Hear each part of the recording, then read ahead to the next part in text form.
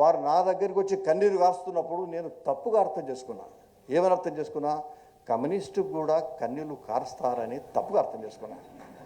దాని తర్వాత వారిదొక లేను, నాదొక లేను, మీరు జైల్లో ఉంటారు రారన్నాడు, బయటకు రాలిగా మీరు ఏదైనా వెంగళరావు గారిని బతిలాడారు, ఒక లెటర్ రాస్తున్నారు రాండి బయటికి, మీరు రారా అనేది ఆలోచన కూడా మేము వచ్చేది లేదని. మాకు ఎడ్ల నారాయణ రెడ్డి గారు ఇలా వచ్చేది ఉండేవారు, మా సోదరుడు అడ్వకేటు, ఆయనే మేము ఇప్పటికి జైల్లో కూర్చున్నప్పుడు అనుకునేది మేము ఇద్దరం ఎట్టి పరిస్థితుల్లో కూడా మనం రాజీనామా చేయడం కానీ పోవడం కానీ ఉండేది పోదని అనుకునే వాళ్ళం. అయితే ఆయన సత్యశోధనకు సంబంధించి నేను పుస్తకం చదవలేదు పూర్తిగా. ఓనాడు మా విద్యార్థి పరిషత్ నాయకుడు నాగరికి ఆ పుస్తకాన్ని తీసుకొని వచ్చి ఇంకో మీ అన్నగారు రాసిందని ఆయన చెప్పిన విషయాలను చూస్తే నాకు అప్పుడు కన్నీళ్ళు వచ్చినాయి. ఏం రాసిందంటే ఆయన సముద్రాల నాగభూషణం గారు మేము తలుచుకోక తప్పదు రాష్ట్రీయ స్వయం సేవక సంఘం ప్రారంభించినాడు కరీంనగర్లో. ఆయన దగ్గర నేను శిష్యుని.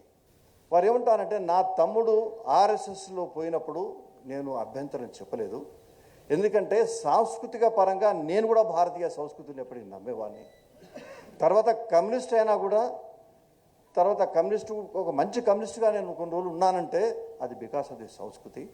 మా తమ్ముడు చాలా చక్కగా పనిచేస్తున్నాడు అనేటువంటి మంచి మాటలు నా గురించి ఆయన రాయడం జరిగింది. మీరందరూ ఏ విధంగానైతే నా గురించి చెప్పినారో మా అన్న కూడా అదేవిధంగా చెప్పినది మీ ముందు చెప్పక తప్పదు.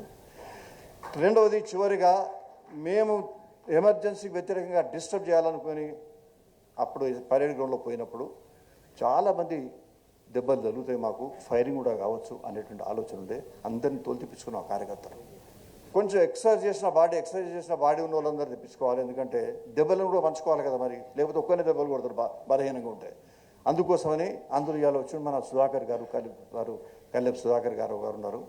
ఇంకోటి మన ఎంపీ రఘునందన్ గారి వారి అన్న కూడా ఉండే తిరుపతిరావు అని, చాలా హెఫ్టీగా ఉండే. వీళ్ళందరూ ఇటువంటి వాళ్ళందరూ, ఆకుల వెంకటయ్య గారు, ఇంకా చాలామంది ఉన్నారు.